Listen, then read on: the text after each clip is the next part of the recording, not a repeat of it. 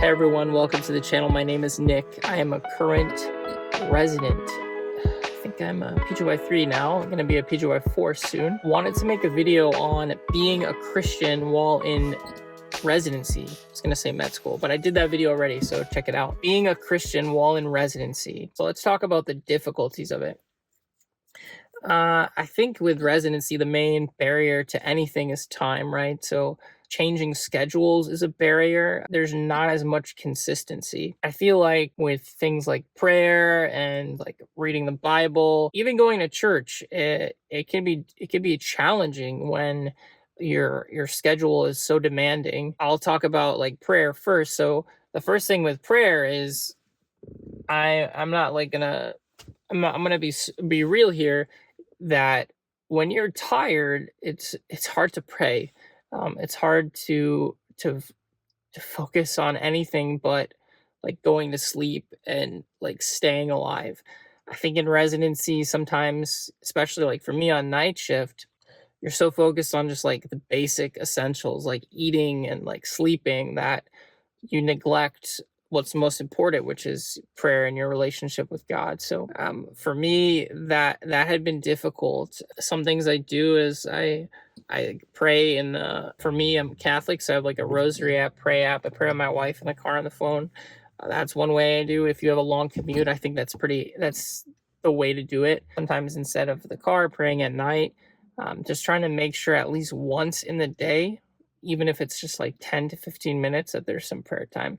And sometimes that might feel like you might feel pretty dry in your prayer. Like it might feel like you're not doing anything, you're checking a box, but I would say checking a box is most important thing you could do in that moment, because it's showing consistency, it's showing discipline, it's showing that like this is a priority to me.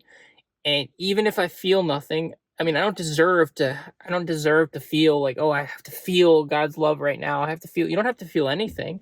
It's just a matter about my relationship with God's important to me. So I have to pursue that. I have to keep pushing for that. I think a lot of times we make excuses, and I know I do, and I'm not perfect. And I know we're all not perfect here, but we could say we push it aside, right? Like we know it's important to us, but we're focusing on other things. Like I gotta go home. I gotta like look at my bank account and pay the bills. I haven't done the dishes. I gotta do the dishes. And there's we can do all those things and be praying at the same time. And it's easy to make excuses about being tired. I read something once to say like love is the energy, right? So the more I think we put into that in our relationship with God, the more that we feel alive, and we feel like we're doing what we're supposed to be doing. And it guides us, right? So with prayer, it's guiding us, it's bringing us to where we need to be, it's showing us a way. And we can get pretty lost and things get very confusing when we're not focusing on prayer. So that's one thing I wanted to talk about. Another thing I wanted to talk about is things like spiritual reading, like reading good books from really holy people, or like reading the Bible. Reading takes time as well. And I said residency is all about like this loss of time. I think a common excuse we can have is, oh, like I need to read medical things, like I need to study, and we use that as a way to not like read the Bible. And I think that's because we're nervous. We have this fear of like not like maybe an imposter syndrome, not knowing enough for our patients. And I just wanted to say that like I said before with prayer, like there's no excuse. I think myself included for sure, like choose other things out of fear. And I think that we need to like set daily time to maybe read the Bible, read something, a spiritual book, something to like keep us grounded. Prayer is important in growing in our faith, but also like reading things and staying active in the faith community. Speaking about community, like going to church. So I have been very blessed that the way my program is, as a PGY2 on, I've always had like one weekend day off. So I'm always able to go to church, whether that be like Saturday evening or Sunday morning. When I was an intern, I did not have weekends off. So most of the time you had a weekday and you did not have a weekend. But I never had to work except twice, like a 24-hour shift. And then I always had that Sunday, so I had time. But basically, I would, as an intern, I found church times that were like way outside the norm, like sometimes like 10 p.m., whatever, and I would go. So I never, as of yet, had to miss going to church for work.